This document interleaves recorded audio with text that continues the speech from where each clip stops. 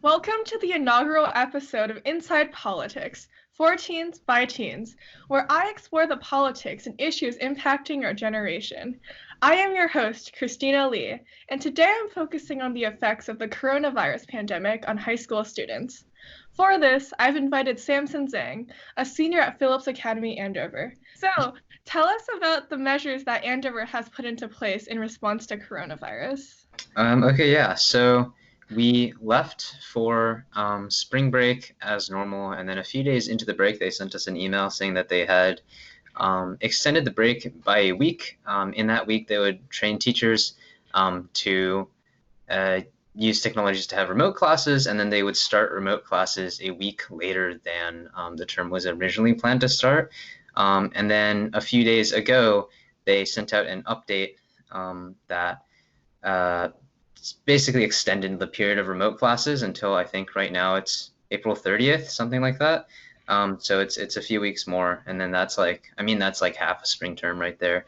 So for now, I think that's the plan that they've put out, and it seems like they're still trying to get things mostly like as normal as possible. Like theater and all the music stuff is rescheduling and just pushing things back, and there haven't been any like I guess I've been surprised I think at the amount of things that still kind of seem like they're going on as normal, but just this like big block of remote classes.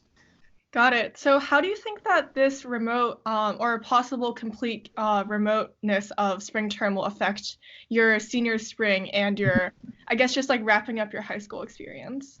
Yeah, I mean, I think it's gonna suck. It's gonna, I mean, yeah, it's not like for me, at this point, it's like grades don't matter as much. Like there's really nothing to have prerequisites. There's no more prerequisites to earn, right? This is like my last thing. I've like kind of like worked for all of these classes. And now they're just kind of like, I just kind of like lose out on a bit of meaning that I otherwise would have gotten. Especially if everything is canceled, because that means I'll be missing out on a couple of big performances and things I've been looking forward to and working towards, and of course just not having time to like be with friends. Just the idea of like just like all these people, like there's so many people that I've known that I want to say goodbye to before I would leave, and likely never see most of them again, or never really spend time or like be in the same space as them again. So it's definitely sad if everything gets canceled that I'll be missing out on that, and I mean even just now, just having less time. Yeah. So what do you think about the national level response to this crisis? Like President Trump's what's your opinion on his response and also Congress and the CDC?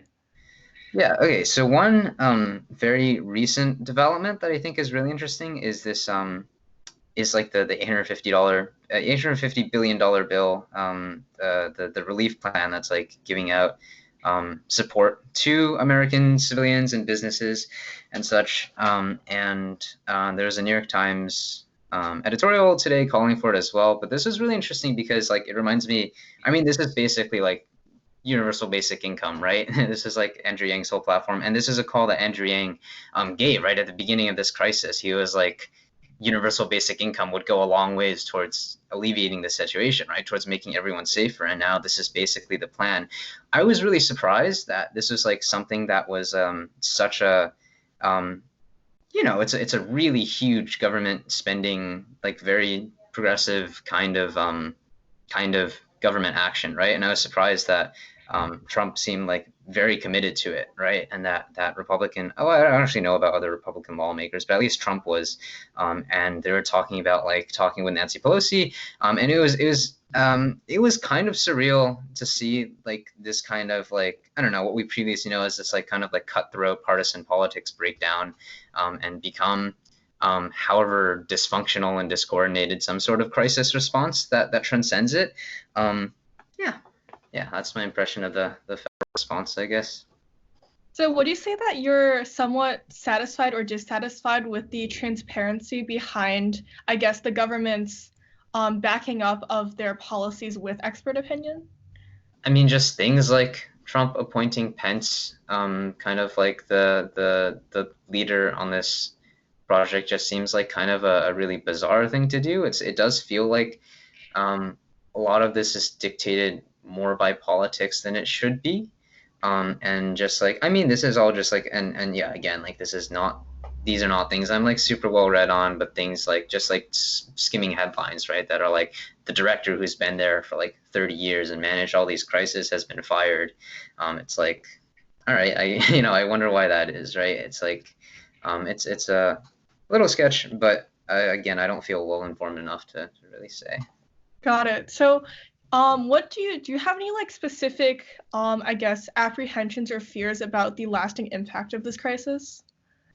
Um, I don't know. Even when like my parents are like afraid of how serious it is, and people afraid of how serious it is point at like China, um, or Italy, right? And like this is something I read like actually in a New York Times comment earlier, but it was the New York Times article was reporting on a model by some Harvard researchers who they had like projected scenarios where 20% and 40% and 60% of the American adult population becomes infected, which are like, and it was talking about like how like crazy, how like under-equipped hospitals are for this, right? How like this would be a really extreme situation that we aren't prepared for. And yeah, that was what the research was, and that was what the article was about. And a comment was like why are we talking about 20 or 40 or 60% when like we think of China and Italy and their infection rates were 1%, right? 3%,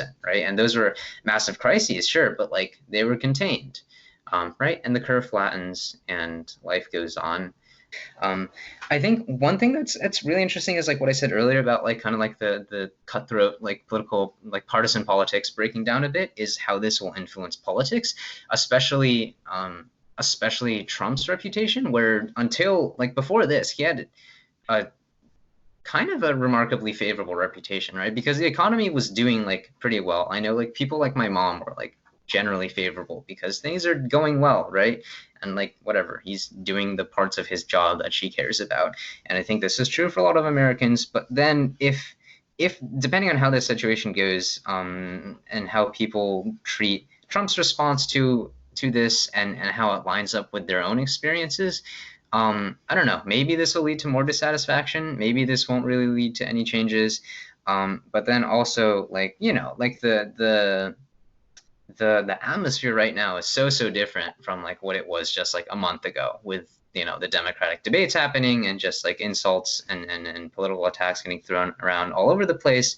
And it's like it's kind of surreal to think that like in a couple months from now, come November, I'll be voting, right? And we'll be right back in the politics that we know.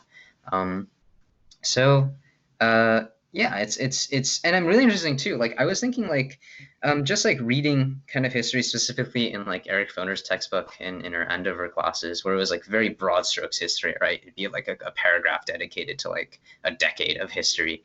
Not quite that, but like that kind of like broad strokes thing, right? Where it like takes a big movement and kind of like smashes it, reduces it into like one concept that matters in the broad scheme of things. I was thinking that like, Donald Trump, maybe he would be like, he would like fill up a chapter or like have like a paragraph briefly saying this was an era in American history, like rise in populism, all these things, these larger currents that led to his presidency.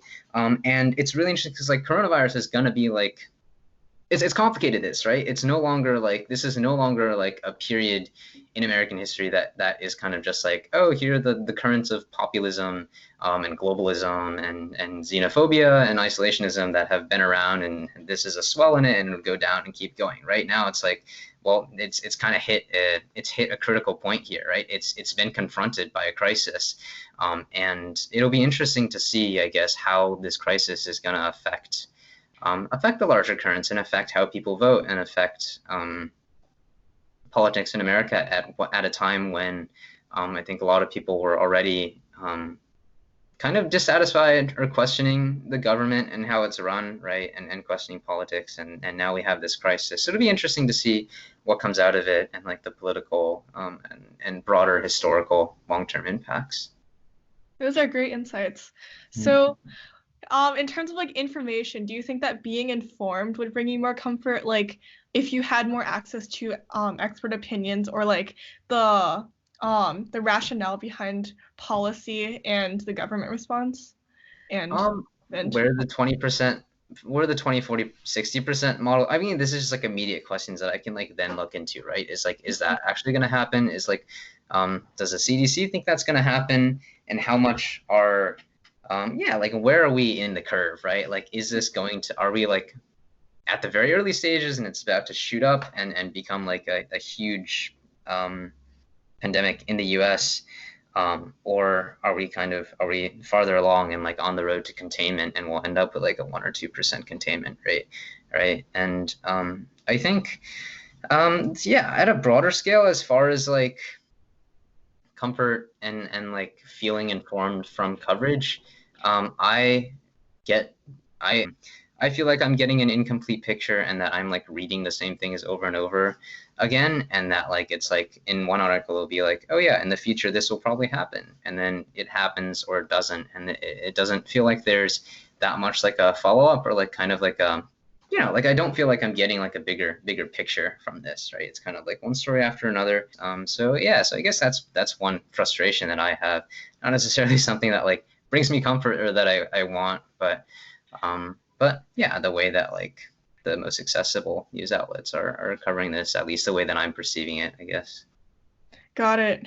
All right, Samson, thank you so much for your insights. Stay safe, stay vigilant, and I will see everybody next time on Inside Politics. Yes, thank you for having me.